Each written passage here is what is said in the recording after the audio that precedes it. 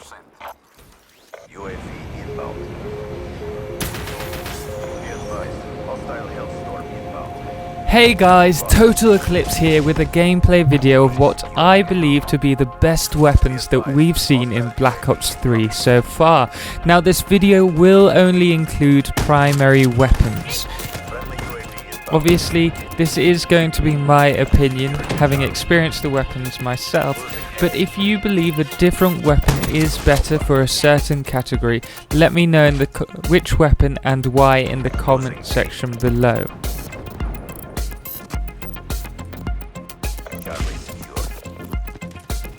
So for this video there will be 5 categories ranging from close range, close to medium, medium range, medium to long range and long range.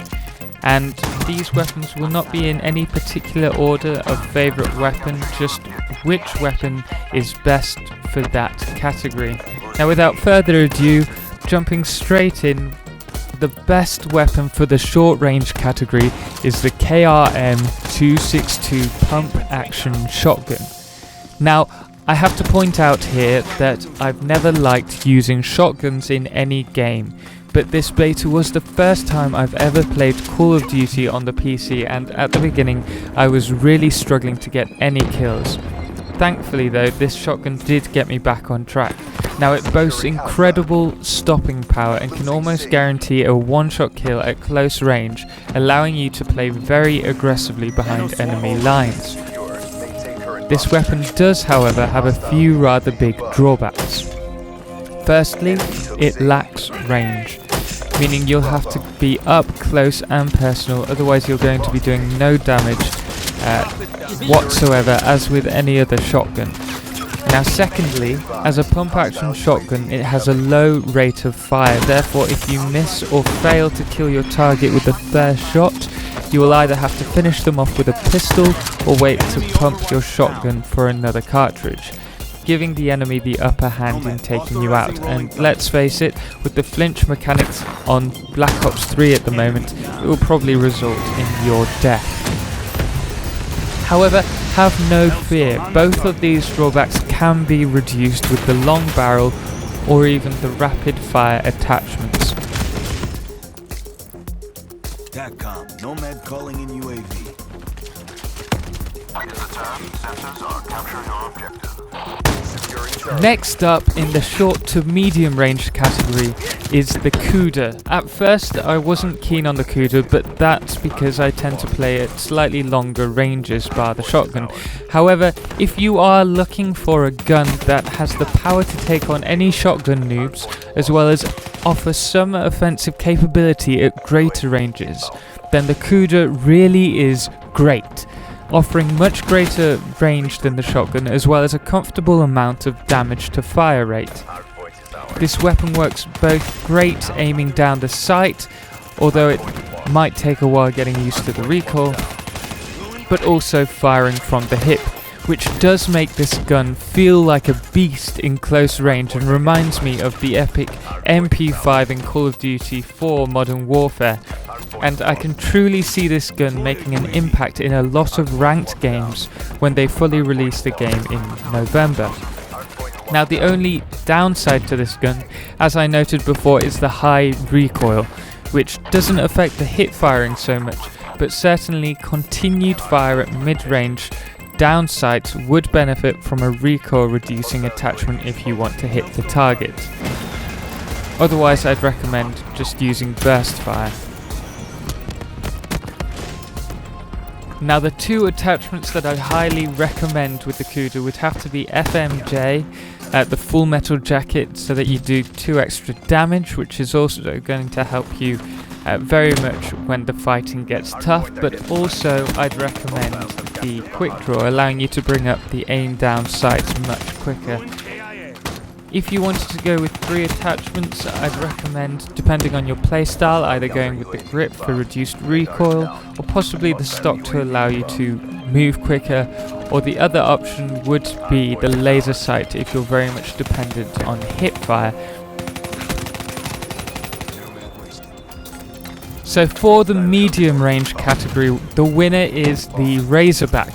Now this gun is pretty much the perfect gun for all situations. Now they've classed it as a submachine gun, however I see it more as an assault rifle. It has both great range and accuracy, with a slightly lower rate of fire and damage output compared to the Cuda, which makes it a great medium range weapon that can operate both in closer ranges and longer ranges. It also has a good iron sight, which means that you don't have to use an optic slot, meaning you can designate more points to your attachments, making your weapon more versatile to your playstyle. I highly recommend going with the full metal jacket for damage and penetration, as well as the quick draw grip. But depending on how good your aim is, I'd also recommend going with either the high caliber rounds, increasing your headshot damage, or the long barrel to make the most out of this weapon. Hardpoint identified. For the medium to long range category, we have two winners. Now the first is the Arc, a trusty assault rifle which has lower accuracy and range than the Razorback, but it definitely makes up for it with the damage and rate of fire. Now this works great at longer ranges if you burst or fire in semi-automatic mode due to the high damage, or at shorter ranges when you can play the trigger for longer. Now I tend to use a silencer with this weapon because it already has good damage output and can work great when stealthing behind enemy lines. The only downside to this is the accuracy, but this can obviously be improved with various attachments. Now this weapon definitely feels like the trusty AK that we are all used to in earlier COD titles, which means we will probably be seeing a lot more of it, especially during the first few months of the full game as it's released.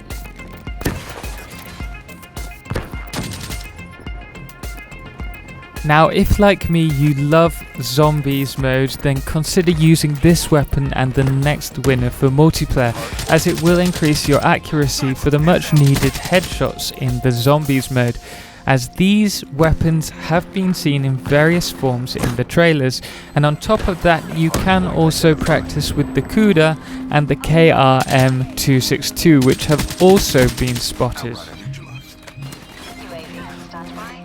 UAV inbound. Hostiles have the hard point.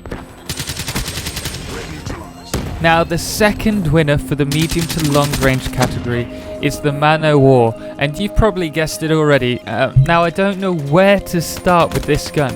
It has better damage than the Arc, the same range and better accuracy. Now the only major difference to the Arc would be the slower rate of fire, and let's be honest, that's an improvement, as it allows the player to have a lot more control over the gun when firing in burst or fully automatic mode. Now the Nanoids is probably slightly overpowered at the moment, but it'll be interesting to see if they do nerf it when the full game is released.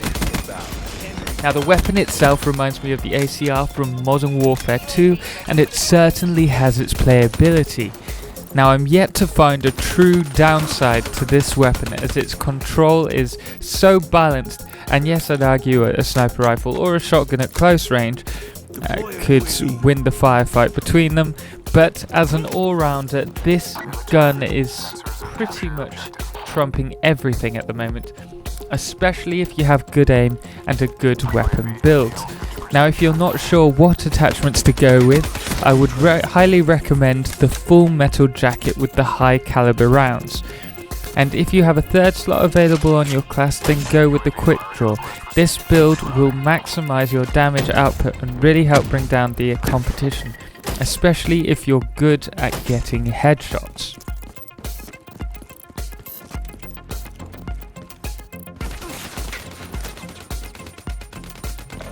Now because this weapon handles with such ease and has such good damage output potential, I highly recommend grabbing the perk Scavenger when possible, as although the weapon has a slow rate of fire, you do tend to last longer, and as you can see in this clip, I do have to conserve my ammunition by the end.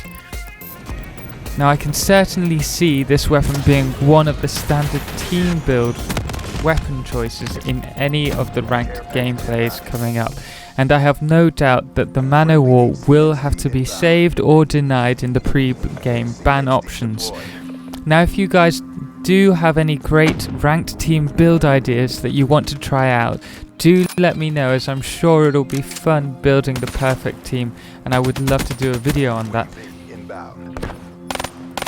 Now, before we move on to the last point, if you have liked this video so far, please drop me a thumbs up, and if you want to see more great footage, subscribe to my channel, as I do have a few more Black Ops 3 video ideas that I want to put up before the game releases in November. I'm well aware that I haven't picked a single sniper rifle or light machine gun in this video. However, that is because I am looking at the weapon's ability to perform at both at its specific range and how it performs at other ranges as well. So for the long range category, the winner that I have chosen is the Shaver Assault Rifle. Now, the fact that it is incredibly accurate and able to kill an enemy in 2 shots makes the weapon great at both sniping as well as at closer ranges. Now, similar to other weapons, you can maximize your damage with the full metal jacket and the caliber rounds, although to be honest it's not necessary with this weapon as it already has great damage. So that about sums it up for this video. I hope you enjoyed, and thank you very much for watching. Again, if you did like the video, please like it, and if you do want to see more, please subscribe. I'm going to cover a lot in Black Ops 3 when it's released.